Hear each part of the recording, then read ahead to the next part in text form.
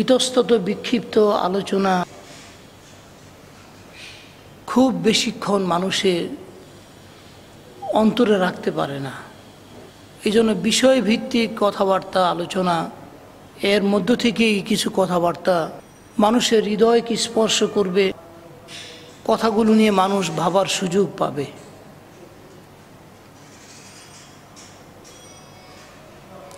আমরা সফর মাসের তৃতীয় জুমা আমরা আজকে আদায় করব ইনশাআল্লাহ। আমি বলছিলাম এই মাসে পবিত্র কোরআনে কারীমের সবচেয়ে ছোট্ট একটি সূরা, পবিত্র কোরআনের 103 নম্বর সূরা, সূরা আল আসর, যেই সূরা সম্পর্কে ইমাম শাফি রহমতুল্লাহ আলাইহি বলেছেন,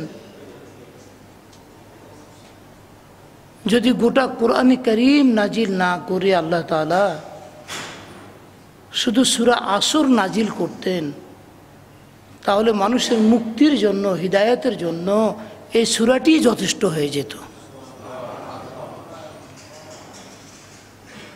এবং আমি বলেছিলাম এই সূরাটি হচ্ছে গোটা কোরআনে কারীমের সার নির্যাস, আসির, একটা জুস, বহু রকম ফল ফলাদি দিয়ে একটা জুস তৈরি করা হয়েছে এই সূরাতে। এই সূরাটি এমন একটি মৌলিক সূরা যেখানে কাল, মহাকাল, সময়, অতীত, ইতিহাস, এই সব কিছুকে সাক্ষী করে আল্লাহ তাআলা কসম করে একটি বিষয় মানুষের সামনে তুলে ধরতে চান। সে বিষয়টি হলো সাফল্যের পথ কোনটি। এই সাফল্যের পথ বলতে যে আল্লাহ তাআলা বলেছেন যে 4টি গুণ যাদের মধ্যে থাকবে তারাই হবে একমাত্র কি সফল কাম। আর এছাড়া মানুষ যে সফলতার যে মানদণ্ড তৈরি করেছে, বিশাল বিশাল অট্টালিকার মালিক হওয়া, দৃষ্টিনন্দন ড্রয়িং রুম, চোখ ধাঁধানো পোশাক পরিচ্ছদ, রাজকীয় চালচলন, অথবা নেতৃত্ব, কর্তৃত্ব, এই সব কিছুকে মানুষ মনে করে সফলতা, এটা সফলতার মানদণ্ড বানিয়েছে। এই জন্য আল্লাহ তাআলা প্রথমেই গোটা মানব জাতিকে লক্ষ্য করে বলেছেন যে পৃথিবীর মানুষ, তোমরা জেনে নাও সাফল্য কিসে। এই জন্য আসুন আমরা আবার সূরাটি পড়ি। আউযু বিল্লাহি মিনাশ শাইতানির রাজীম। বিসমিল্লাহির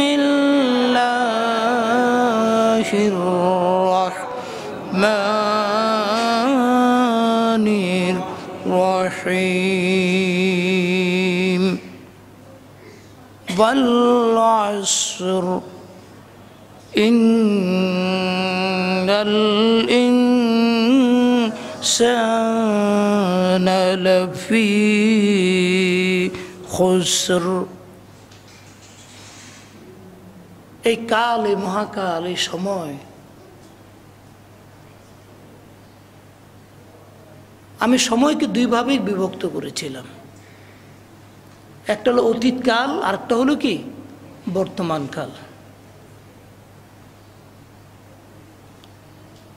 অতীতকাল এবং কি ভবিষ্যৎকাল। বর্তমান বলতে আসলে তেমন কিছুই নেই। কত সেকেন্ডকে বর্তমান বলা হবে তা আমরা জানি না, কারণ আমি মুখ দিয়ে যে কথাটা বলছি সেটাই কি হয়ে যাচ্ছে, অতীতের গর্ভে হারিয়ে যাচ্ছে। একজন কবি তাই বলেছিলেন, হে মনিব, তোমার দরবারে আরজু করে 2 দিনের হায়াত পেয়েছিলাম, একদিন তো কেটে গেছে, আর একদিন সামনে আছে, তা অনিশ্চিত ভবিষ্যৎ। সে একদিন আমি বাঁচবো কি বাঁচবো না তার আমার কোনো নিশ্চয়তা নাই। তাই যে দিনটা পেয়েছি এটাই ছিল আমার সবচেয়ে বড় পুঁজি। এই জন্য আল্লাহ রাসূল বলেছেন, মান ইস্তাওয়া ইয়াওমানি ফাহুয়া মাকবুন, যার 2টি দিন একই রকম যায় এই ব্যক্তি একজন হতভাগ্য ব্যক্তি, এই ব্যক্তি একজন হতভাগ্য ব্যক্তি। গত পরশুর চাইতে গতকাল যার ভালো হলো না, গতকালের চাইতে আজকের দিনটি যার ভালো হলো না, অর্থাৎ গতকালের চাইতে আজকের দিনটি যার ভালো হলো না, আল্লাহ রাসূল বলেন এই লোকটি একজন হতভাগ্য ব্যক্তি। আল্লাহু আকবার। একটা ছোট্ট কথাই হিদায়াতের জন্য যথেষ্ট। প্রতিদিন আমাদের জীবনের একটু একটু করে হলেও বদলাতে হবে।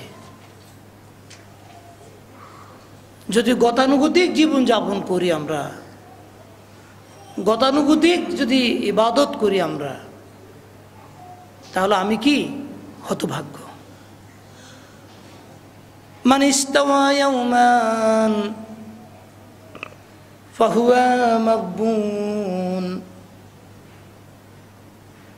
যার 2টি দিন একই রকম যায় সে একজন হতভাগ্য ব্যক্তি, সে একজন হতভাগ্য ব্যক্তি।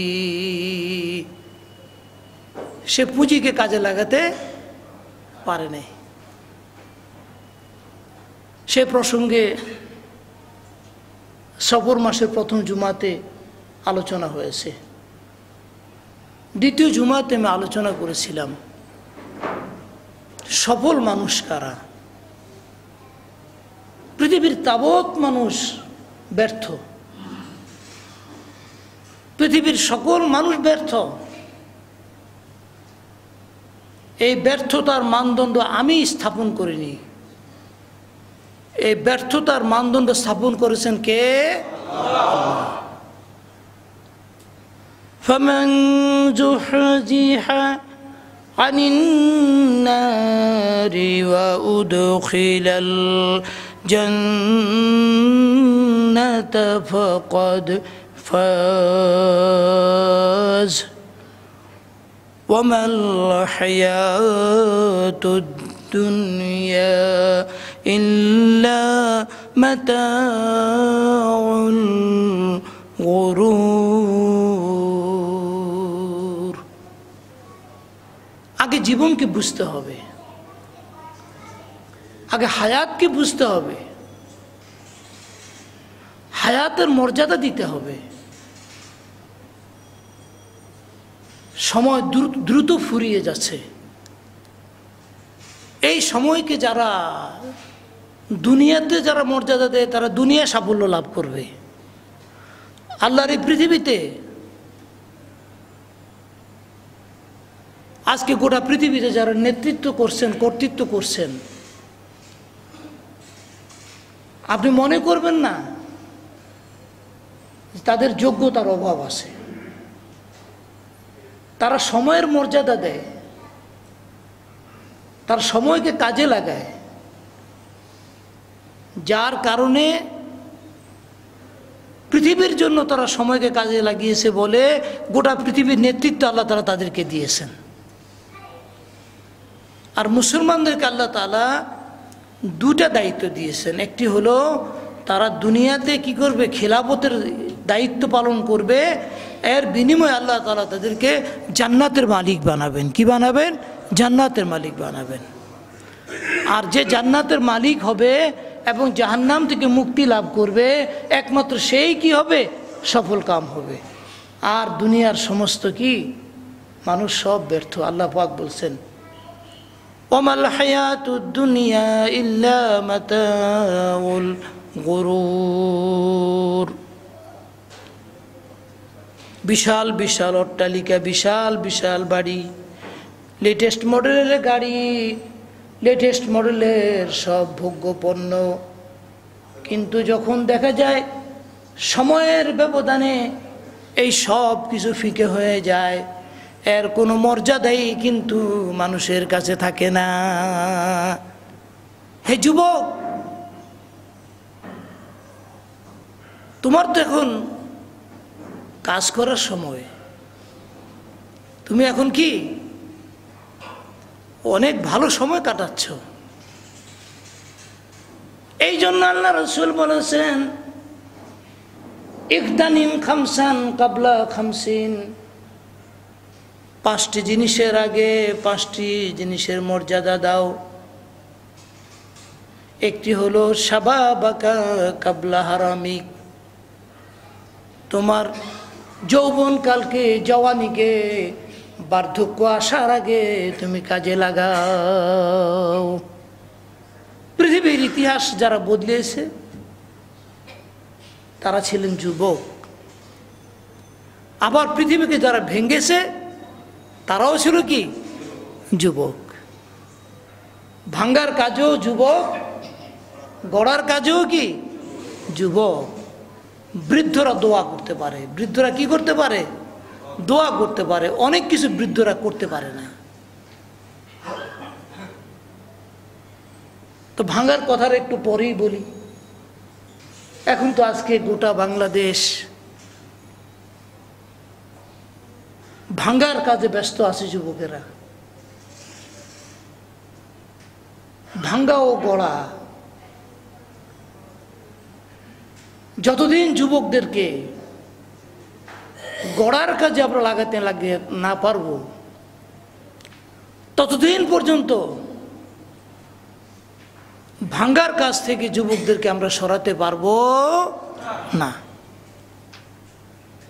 যুবকদেরকে আশার বাণী শোনাতে হবে, যুবকদেরকে বলতে হবে, মানব জাতিকে বলতে হবে, সবাইকে বলতে হবে, ওগো দুনিয়ার মানুষ, আল্লাহ রব্বুল আলামিন ডেকে বলছেন, ওগো আমার বান্দারা শোনো, তোমরা যত গুনাহ করো, গুনাহ করতে থাকো, আমি আল্লাহ রব্বুল আলামিন তোমাদেরকে ততই মাফ করতে থাকবো। তোমরা আমাকে ডাকতে থাকো, তোমরা আমাকে ডাকো, তোমরা আমাকে যতই ডাকবে আমি ততই তোমাদের ডাকে সাড়া দিতে থাকবো।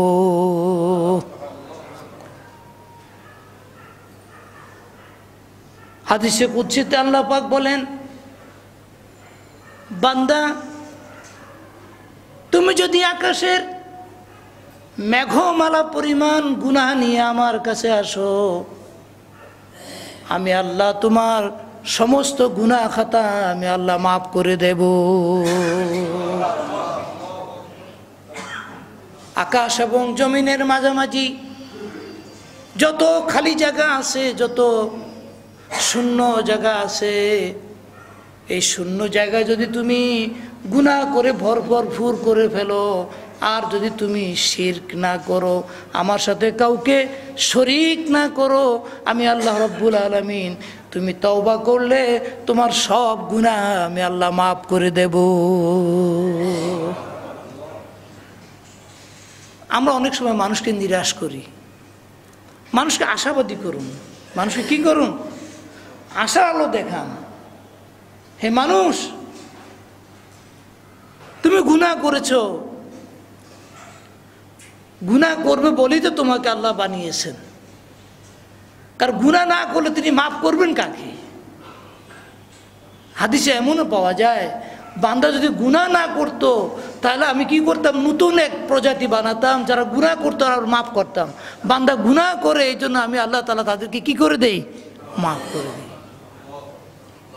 তাহলে কি হবে, আমরা তো সবাই গুনাহগার, আমরা সবাই কি গুনাহগার।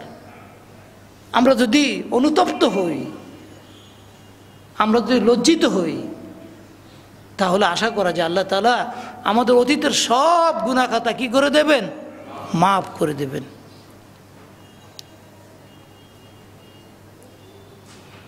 ইল্লাল্লাযীনা আমানু, সফলতার পথ হলো, প্রথম পথ হলো ঈমান। গত জুমাবার আমি বলেছিলাম ঈমান থেকে হচ্ছে মুমিন। ঈমান থেকে কি, এটাও আমি বলেছিলাম মুমিন কিন্তু আল্লাহর নাম, আল্লাহ রব্বুল আলামিন নিজের নাম রেখেছেন মুমিন। হুয়াল্লাহুল খালিকুল, বলছিলাম কি, আল্লাহু লা ইলাহা ইল্লাহু আল মালিকুল কুদ্দুসুস সালামুল মুমিনুল মুহাইমিনুল আসিসুল জব্বারুল মুতাকাব্বির। আল্লাহ বলেন আমি মুমিন, যাও যাও যারা তোমরা আমার উপরে ঈমান আনবে, ঈমান আনার কারণে আমি আল্লাহ রব্বুল আলামিন আমার নামটা তোমাদেরকে উপহার দিলাম, তোমরাও সবাই হয়ে যাবে মুমিন। বলুন সুবহানাল্লাহ। কত মর্যাদা, কত সম্মান! আল্লাহর নামটি আল্লাহ আমাদেরকে কি দিয়েছেন, উপহার দিয়েছেন আমাদেরকে, মুমিন, নিরাপত্তা দানকারী। নিরাপত্তা দানকারী, মুমিন অর্থ কি? মুমিন এমন নিরাপত্তা দানকারী, মুমিন কখনো আল্লাহর দেয়া হালাল হারামের সীমা লঙ্ঘন করে না, হালালের সীমাও সে কোনোদিন ক্রস করে না, হারামের সীমানার কাছেও সে যায় না। মুমিন এভাবেই আল্লাহর হুকুমগুলোর নিরাপত্তা দান করেন।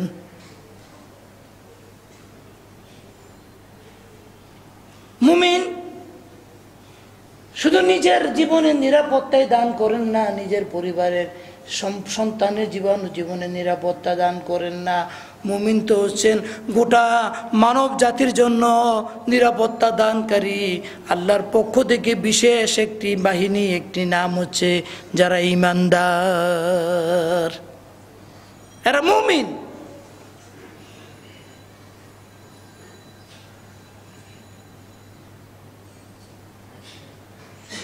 আল্লামা রুমি একদিন দিনের বেলা হারিকেনে আগুন জ্বালিয়ে দিনের বেলা হাঁটছেন, কি যেন খুঁজছেন। তো সবাই বলছে আপনি কি খুঁজছেন? বলছেন আমি ঈমানদার খুঁজছি। আমি কি খুঁজছি? ঈমানদার খুঁজছি। কথাটা যত সহজভাবে বললাম, বিষয়টা তত সহজ না। দিনের বেলা হারিকেন জ্বালিয়ে কি খুঁজছেন? ঈমানদার খুঁজছেন। পৃথিবীতে এই একটা মাত্র কবর, যে কবরে গেলে 20 তার কি মুদ্রা দিয়ে সে কবর জিয়ারত করতে হয়। পৃথিবীতে আর কোনো কবর জিয়ারত করার জন্য টাকা লাগে না। কথা বুঝতে পারছেন না? কিন্তু আল্লামা রুমির কবর জিয়ারত করতে গেলে তার্কিস্তানের ইস্তাম্বুলের পাশেই কোনো এক জায়গায় আল্লামা রুমির কি আছে, কবর আছে। অমুসলিম মুসলিম নির্বিশেষে লক্ষ লক্ষ মানুষ আল্লামা রুমির কবর জিয়ারত করতে যায়। মেয়েদের জন্য আভায়া আছে, অমুসলিম নারী হলে তাকে ওই ড্রেস পরে তারপরে 20 রিয়াল দিয়ে তাকে কি করতে হবে, কবরে যেতে হবে। দেখছেন আল্লাহ যে সে আবাদ করে, কোন সে বরবাদ করে। আপনি তো বলবেন একজন মৌলবী মানুষ, এই মোল্লা মানুষ, এই মৌলবী আর এই মৌলবীর মরে যাওয়ার পরেও তার কবরের দাম বেড়ে গেছে। বলুন সুবহানাল্লাহ। আল্লাহ ওয়ালারা মরে যাওয়ার পরেও তাদের কবরের দামও কি হয়ে গেছে, বেড়ে গেছে।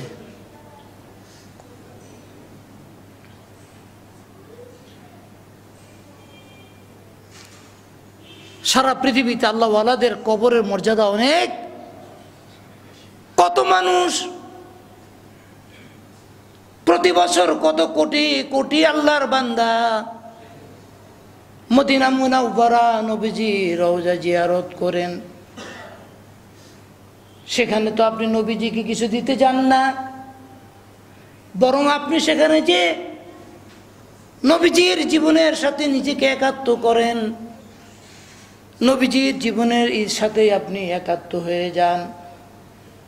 আপনি কি ইতিহাসের অংশে পরিণত হন, আপনিও সেখানে সাক্ষী দেন, হে রাসূল আমি আপনাকে দুনিয়ার সবচাইতে আপনাকে বেশি ভালোবাসি। কি বলেন, ঠিক কিনা? আমাদের দেশের যুবক তরুণ যারা আছে,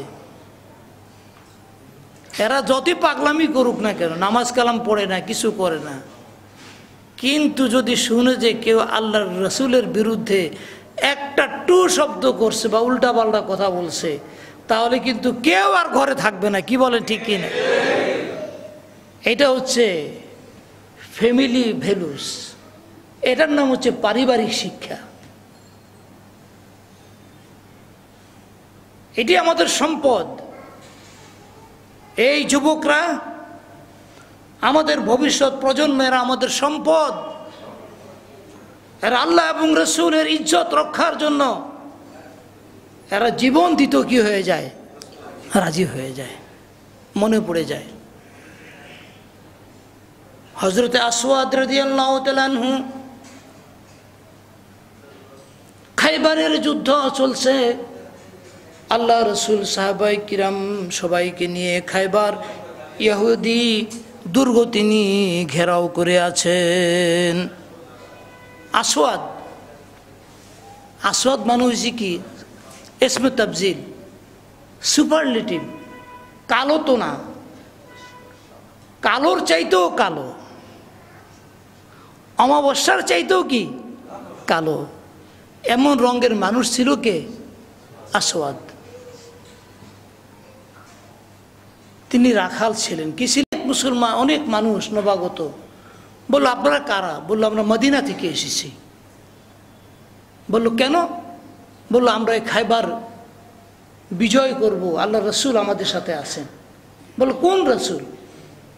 বলল তাওরাত এবং ইনজিলে যে রাসূলের কথা বলা হয়েছে, সে আখেরি পয়গম্বর আমাদের সাথে আছেন। কালো আসওয়াদ সব কিছুর কথা ভুলে গেলেন, ভুলে যেয়ে বললেন ভাই আমার, আমি কি আল্লাহ রাসূলকে একটি নজর দেখতে পাবো কি না? আসওয়াদ তো মনে করেছেন দুনিয়ার রাজা বাদশারা, রাজরাজরা স্বর্ণ খচিত চেয়ারে থাকেন, কেমন জমজমাট পোশাক পরিধান করেন। আখেরি পয়গম্বর, নিশ্চয়ই তিনি এমন রাজকীয় পোশাক, রাজকীয় পরিবেশে আছেন। আমার মতো একজন রাখাল তার সাথে নবীজি দেখা করবেন কিনা? সাহাবী বললেন ওগো আসওয়াদ, আমাদের নবী কিন্তু এমন না, আমাদের নবী কিন্তু এমন না। তুমি যদি এখন দেখা করতে চাও, আমি এখনই তোমাকে নবীজিকে দেখিয়ে দিতে পারি। আসওয়াদের অন্তরে ভালোবাসার জোয়ার শুরু হলো। আখেরি পয়গম্বরকে দেখবেন, সকল কালের সকল যুগের সেরা মানুষটাকে তিনি দেখবেন। একজন রাখাল মানুষ, চোখের পানি ঝরঝর করে পড়তে শুরু করে দিল। তাঁবুর মধ্যে প্রবেশ করলেন, চাওয়াচাই করছেন না, কোনো চেয়ারও নাই। আজকে ইমাম সাহেবদের জন্য, খতিব সাহেবদের জন্য কত রাজকীয় চেয়ার, আল্লাহ রসুলের জন্য তেমন একটা চেয়ারও ছিল না। মরুভূমির চাটাইয়ের মধ্যে তিনি বসে আছেন।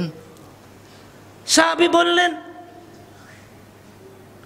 আসওয়াদ ওই যে দেখতে পাচ্ছ, যাকে ঘিরে সবাই বসে আছেন তিনি হলেন আমাদের পয়গাম্বর, তিনি হলেন আমাদের রসুল মুহাম্মদুর রাসূলুল্লাহ সাল্লাল্লাহু আলাইহি ওয়াসাল্লাম।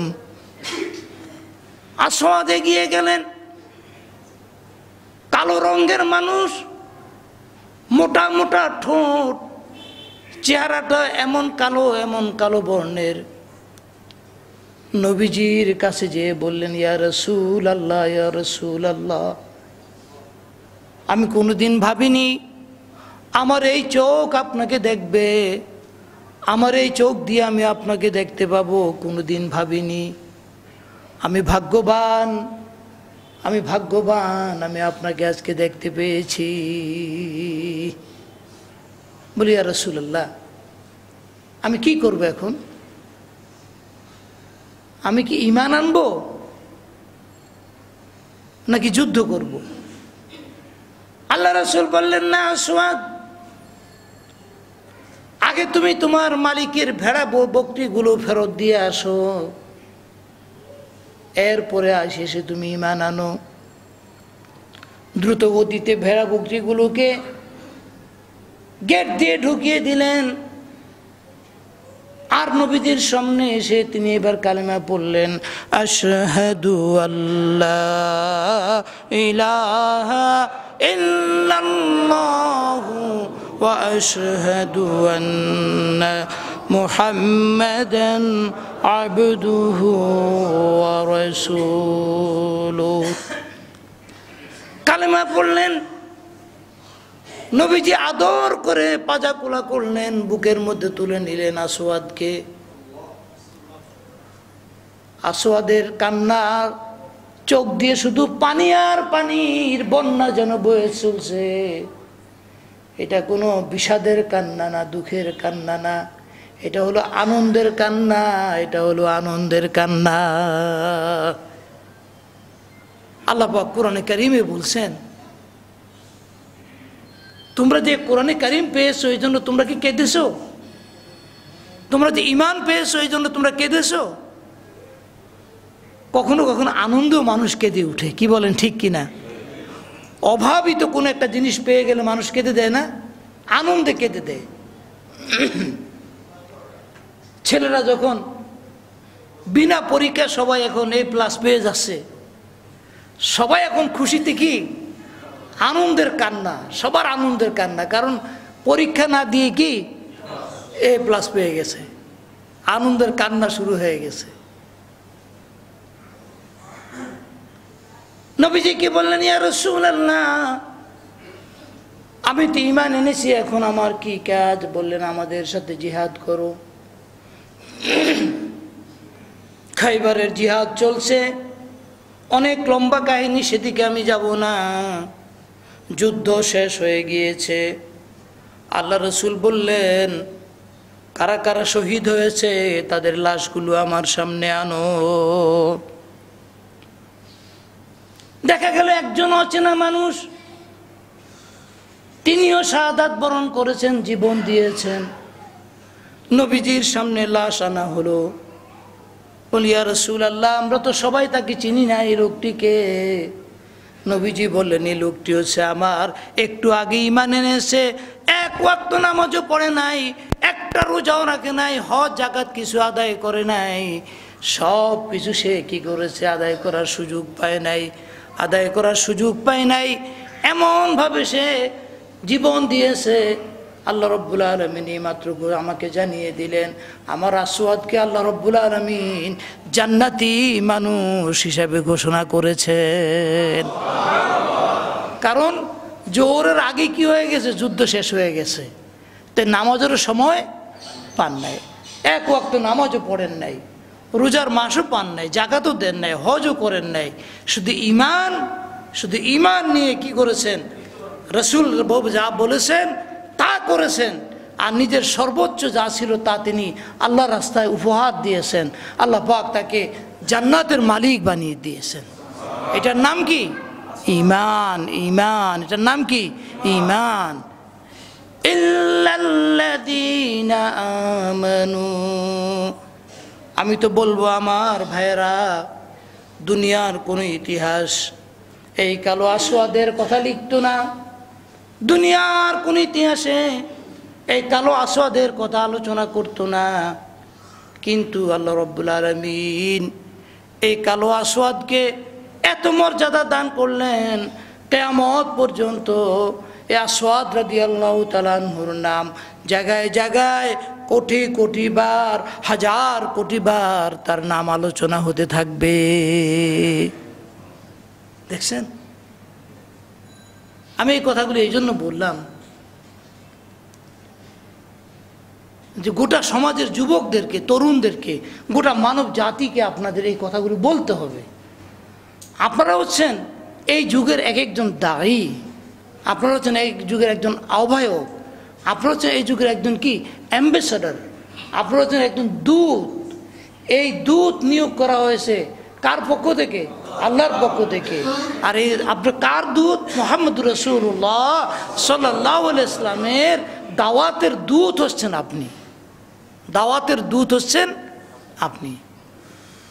আপনি যদি এই কাজ করেন, বিশ্বাস করেন একটা যুদ্ধ লাগবে না, একটা যুদ্ধ লাগবে না, কোনো তলোয়ারও লাগবে না, কোনো বোমা লাগবে না, কিছুই লাগবে না। আপনি কি করতে পারবেন? বিনা যুদ্ধেই গোটা পৃথিবী বিজয় করতে পারবেন। ফাঁকি দিয়ে একটা কথা বলে দিই, যদি আপনি আপনার জীবনকে পরিবর্তন করতে না পারেন, আপনার জীবনকে যদি আপনি বদলাতে না পারেন, তাহলে মানুষ শুধু আপনাকেই অপছন্দ করবে না। আমি যা বলি আমার জীবনের সাথে যদি আমার কথার মিল খুঁজে আপনারা না পান, তাহলে শুধু আপনারা আমাকেই অপছন্দ করবেন না, সাথে সাথে আমার আদর্শকে আপনারা অপছন্দ করবেন। কি বলেন, ঠিক কিনা? আজকে গোটা দুনিয়াতে মুসলমানরা লিতাকুনু শুহাদা আলান নাস, গোটা মানব জাতির জন্য তারা ছিল কি সাক্ষী, তারা ছিল আদর্শ। আজকে মুসলমানরা সেই সাক্ষী না দিতে পারার কারণে গোটা মুসলিম জাতিকে গোটা পৃথিবীতে ঘৃণিত হিসাবে তাদেরকে চিহ্নিত করা হয়েছে। কি বলেন, ঠিক কিনা? অন্যের দোষ খুব বেশি দিয়েন না। 180 কোটি মুসলমান এই দাওয়া কাজ যদি চালু রাখতাম, আমরা যদি গোটা মানুষের ইজ্জত, গোটা মানুষের সম্ভ্রম, নিরাপত্তার হেফাজতকারী হয়ে যেতে পারতাম, আমরা যদি হতে পারতাম এমন মানুষ যাদের সম্পর্কে আল্লাহ রাসূল সাল্লাল্লাহু আলাইহি ওয়াসাল্লাম বলেছেন, আন আদি ইবনে হাতিম রাদিয়াল্লাহু তাআলা আনহু, নাম কি বলেন দেখি? আদি ইবনে হাতিমকে বলেন দেখি। ইতিহাসের শ্রেষ্ঠ দানবীর মানুষ ছিলেন কে? দাতা হাতিম তাই বলি না আমরা। এই হাতিম তাইয়ের ছেলের নাম ছিল কি? আদি। এখানেও ঘটনা আছে, কোন দিকে নিয়ে যাব। তো আদি তিনি একদিন আল্লাহ রসুলের দরবারে আসলেন লোকজন নিয়ে। সবাই তাদেরকে বংশ পরম্পরায় তারা সম্মান করে, উটের পর উট জবাই করতে থাকে, মরুভূমিতে আগুন জ্বালিয়ে তারা চিহ্ন দিয়ে রাখছে এখানে অতিথি আসলে তাদেরকে আপ্যায়িত করা হবে। তাদের সমস্ত সম্পদ তারা কি করেছে? এইভাবে মানবতার জন্য তারা উজাড় করে দিয়েছে। এই বংশের নাম কি? হাতেম তাই। এই হাতেম তাইয়ের নাম পৃথিবীতে কেউ ভুলে না। দেখছেন, নেক আমল করছে কিন্তু তার ঈমান ছিল না। ঈমান না থাকার পরেও সে একটা মানবিক চরিত্রের অনন্য উদাহরণ পেশ করেছে, যার কারণে আল্লাহ তাআলা তার নামটা ইতিহাসে কি করে দিলেন, যাও হাতেম তোমার নামটা আমি কি করে দিলাম। মানুষের কাছে একজন অতিথি পরায়ণ মানুষ, সে আরবদের আতিথেয়তা আজও গোটা পৃথিবীতে কি প্রবাদ তুল্য এখনো, কি বলেন ঠিক কি না? আরে হজের সময় যতবার গেছি, যত মসজিদে যাই, মসজিদে যেয়ে দেখি কি জানেন, মসজিদের গেটে মিনারেল ওয়াটার, আর আমাদের মসজিদের গেট বন্ধ, এখান থেকে পানি নেওয়া নিষেধ। যদি না এখানে এই কথাটা যদি লেখা থাকতো এখানে মিনারেল ওয়াটার পাওয়া যায়, বিশুদ্ধ পানি পাওয়া যায়, যাদের পানি পান করার প্রয়োজন এখানে পানির ব্যবস্থা করা আছে। আমার নিয়ত আছে, দোয়া করেন, আমি ইনশাআল্লাহ এগুলো চিন্তা করি মাঝে মাঝে। আমরা তো আর মিনারেল ওয়াটার দিতে পারবো না। আমি আপনাদের সবাইকে আহ্বান জানাচ্ছি, খেজুর, সর্বোত্তম খেজুরটা তারা কি করে মেহমানদেরকে দেয়, হাজী সাহেবদেরকে দেয়, অতিথি পরায়ণ। আদি ইবনে হাতিম নবীজির দরবারে বসা, এমন সময় এক পাগলি এসে নবীজিকে ডাকাডাকি শুরু করলো। বুড়ি পাগলি, কাটিসি নেই, ডেকে ডেকে বলে ইয়া মুহাম্মদ, ইয়া মুহাম্মদ। রাজ একবার ভরা দরবার, নবীজির দরবার। বুড়ি এসে বলল ইয়া মুহাম্মদ, ইয়া মুহাম্মদ।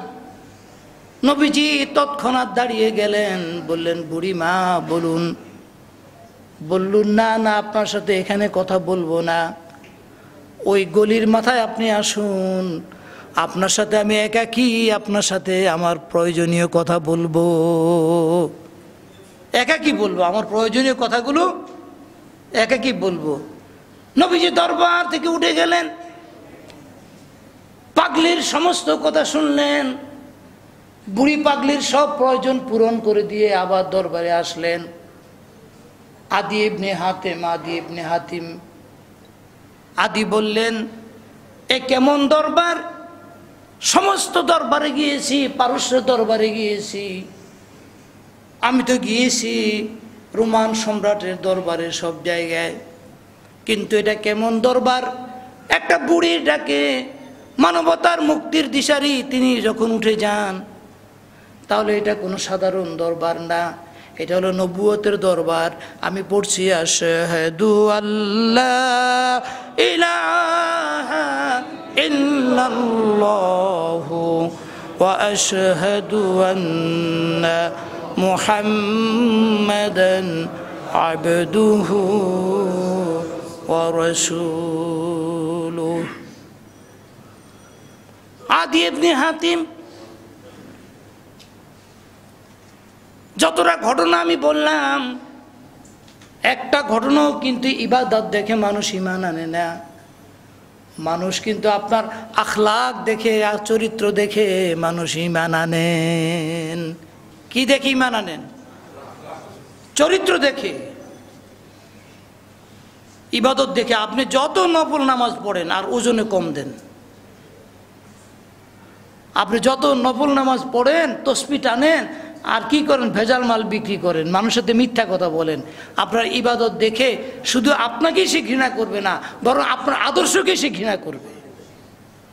বলবে যে ইসলাম তার চরিত্র পরিবর্তন করতে পারে নাই, এই ব্যক্তি আসলে ভালো মানুষ না। এখন আমাকে পরীক্ষা করার ব্যবস্থা কি? যদি আমার সাথে লেনদেন করেন, টাকা পয়সা দিয়ে লেনদেন করেন, তখন আপনি বুঝতে পারবেন যে আমি আসলে কত নম্বর, বা আদৌ নাম্বার আছে কিনা আমার। কি বলেন, ঠিক কিনা? আজকে আমাদের সমাজে গোটা জাতিকে এই চারিত্রিক বিপ্লব ঘটাতে হবে, এই নৈতিক বিপ্লব ঘটাতে হবে। ঈমান হচ্ছে একটি নৈতিক বিপ্লবের নাম, একটা চারিত্রিক বিপ্লবের নাম। যতদিন পর্যন্ত এই জাতি নৈতিক এবং চারিত্রিক বিপ্লব না ঘটাতে পারবে, ততদিন পর্যন্ত জাতির ভাগ্যের পরিবর্তন হবে না। এবার আসুন, আন আদি ইবনে হাতিম রাদিয়াল্লাহু তাআলা আনহু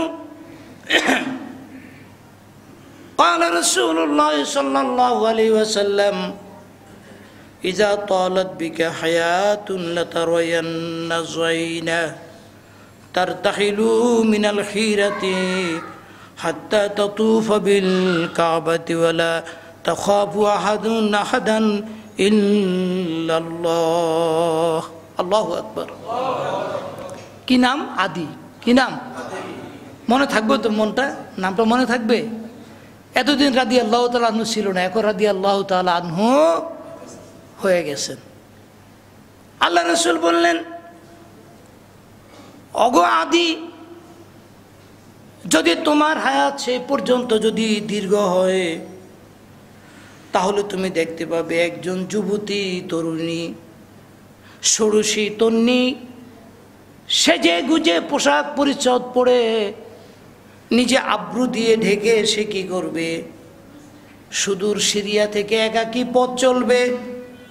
হাত্তা তাতুফা বিল কাবাতি, সিরিয়া থেকে একাকী কাবা ঘর তাওয়াফ করার জন্য চলে আসবে।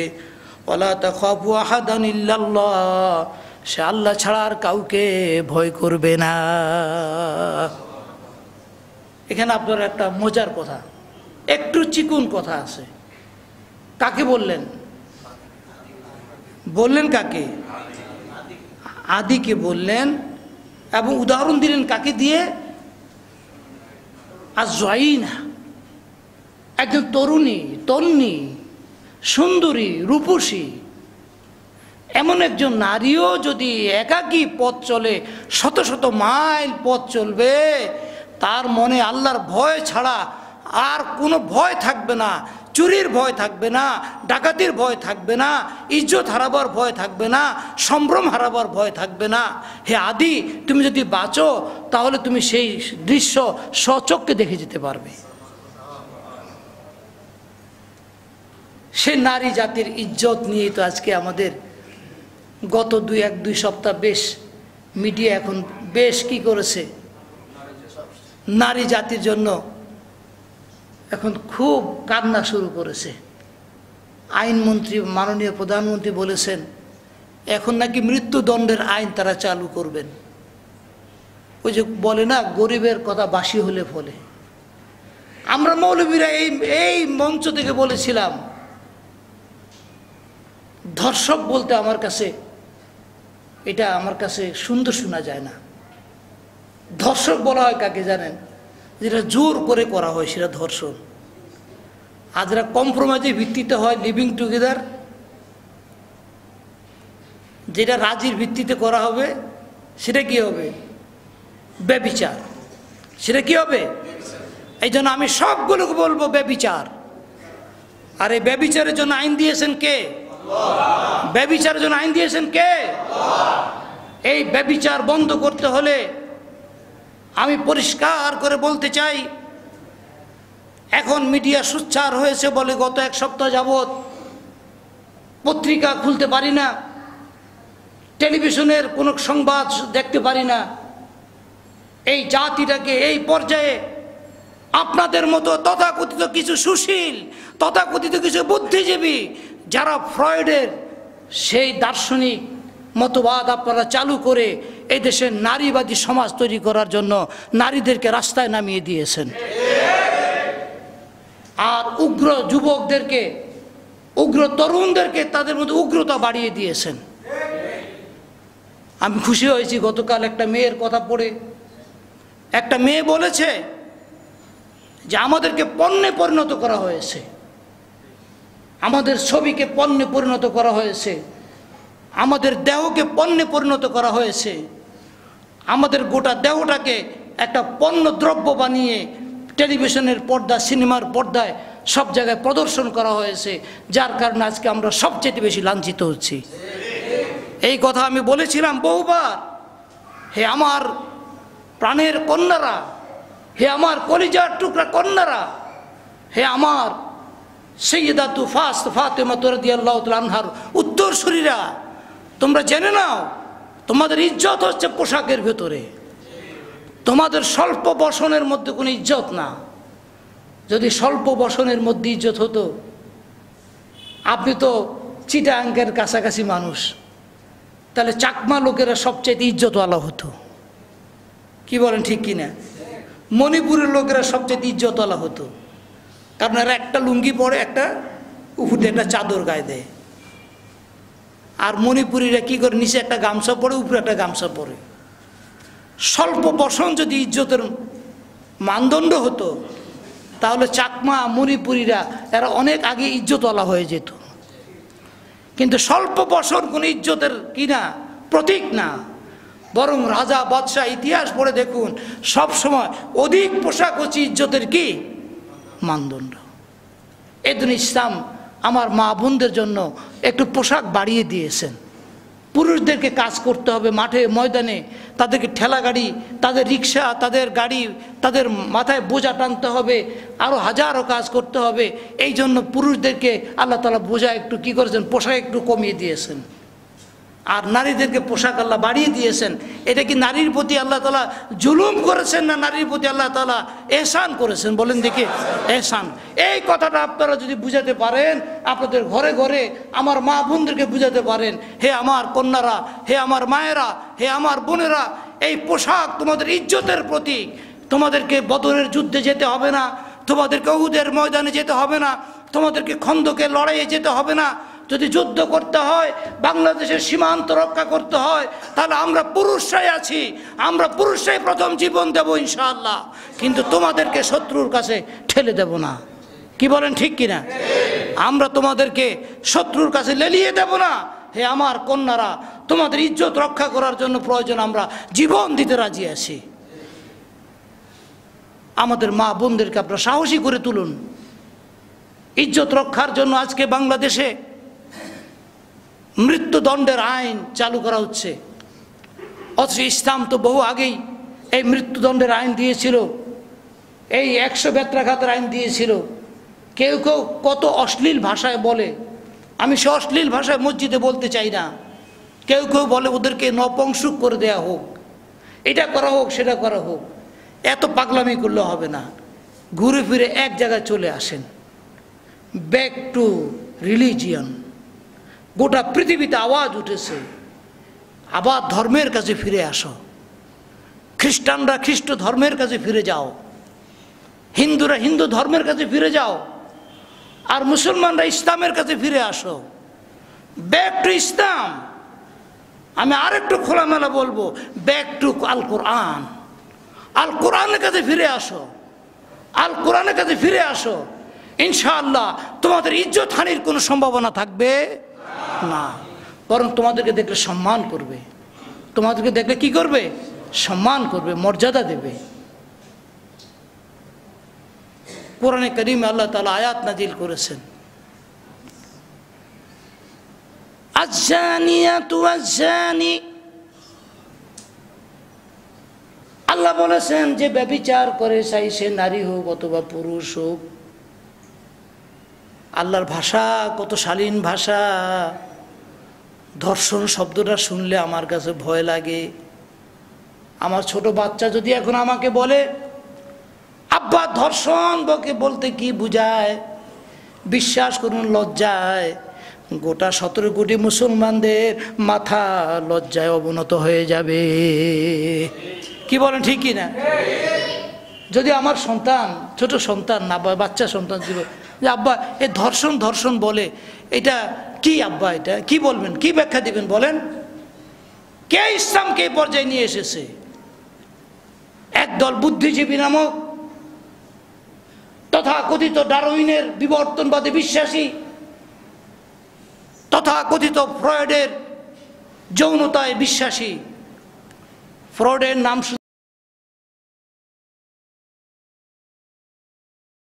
শুনছেন আপনারা কেউ কেউ? ফ্রয়েড একজন বিজ্ঞানী ছিলেন, যিনি বলেছেন গোটা পৃথিবী নাকি যৌনতার উপর টিকে আছে। বলুন নাউজুবিল্লাহ। ওই ফ্রয়েডীয় দর্শন শিক্ষা দেওয়া হচ্ছে গোটা পৃথিবীতে। এগুলোকেও মানুষ হবে না, জানোয়ার হবে। কি বলেন ঠিক কিনা? ডারউইন বলেছে মানুষ জন্মান্তরবাদ, বিবর্তনবাদ, পর্যায়ক্রমে মানুষ বানর থেকে কি হয়েছে, মানুষ হয়েছে। বানর থেকে কি হয়েছে? মানুষ হয়েছে। এরপর নাকি গাছে লাফাইতে লাফাইতে লেজটা পড়ে গেছে। এরপরে কি হয়ে গেছে? এটা লড়াই করতে করতে করতে না মানুষ হয়ে গেছে, এটা কোমর সোজা হয়ে গেছে। নাউজুবিল্লাহ। এটা আল্লাহর কালামকে অস্বীকার করার জন্য তারা এইসব কথা বানিয়েছে। আল্লাহর কালামে পরিষ্কার করে বলে দেয়া হয়েছে, আমি মানুষকে মাতৃগর্ভ থেকে স্তরে স্তরে পর্যায়ক্রমে আমি তাদেরকে সৃষ্টি করে একটা মানুষ হিসেবে তাদেরকে পৃথিবীতে পাঠিয়েছি। কথা বুঝেন না? এখন যদি দেখেন, আল্লাহর হুকুম যদি, আল্লাহর বিধান যদি মানতে হয়, আল্লাহর কোরআনের এই বিধান যদি মানতে হয়, তাহলে তো তাদেরকে মুসলমান হওয়া লাগে। কি হওয়া লাগে? কথা বলেন না, ইমানদার হওয়া লাগে কিনা? এখন যেহেতু তারা ইমানদার হবে না, তাই তারা কি করছে? নতুন নতুন দর্শন তারা মাঠে ছেড়ে দিয়েছে। তাদের দর্শনের কারণে আজকে ধর্ষণ বেড়ে গিয়েছে। এগুলো মৌলিক আলোচনা। কেন পড়বেন না মুসলমানরা? হেগেলকে কেন পড়বেন না? কার্ল মার্ক্সকে কেন পড়বেন না? কারণ আল্লাহ পাক বলেছেন, এগুলো না পড়লে আপনি হক এবং বাতিলের পার্থক্য করতে পারবেন না।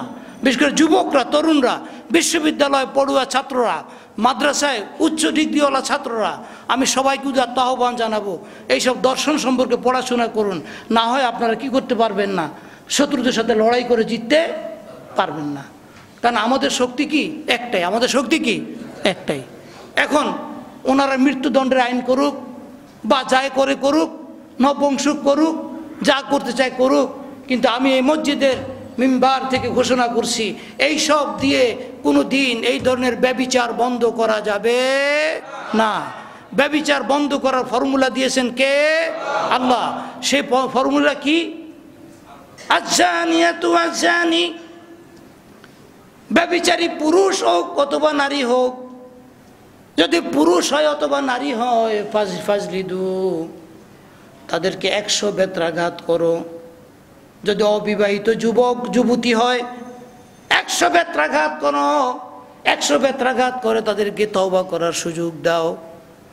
আর যদি বিবাহিত হয় তাহলে বেত্রাঘাত চলবে না, তার জন্য মৃত্যুদণ্ডের আইন আল্লাহ দিয়ে দিয়েছেন। কত বছর আগে? 1500 বছর আগে এই মৃত্যুদণ্ডের আইন দিয়েছেন কে? আপনারা 1500 বছর পরে টের পাইলেন। ওই যে বললাম, গরিবের কথা বাসি হলেই ফলে। 1500 বছর আগে আল্লাহ বলেছেন, ফাজলিদু কুল্লা মিনহুমা মিয়াতা জালদা, 100 বেত লাগাও যদি অবিবাহিত হয়। কারণ এটা ভুল করে ফেলছে। কিন্তু বিবাহিত, তার তো ঘরে বৈধ স্ত্রী আছে। আল্লাহ রসুল বলেছেন, অন্য নারীর দিকে তুমি নজর দেওয়ার, যদি তোমার নজর পড়ে যায়, মুহূর্তের মধ্যে তুমি চোখকে নত করো, মুহূর্তের মধ্যে চোখকে নত করো।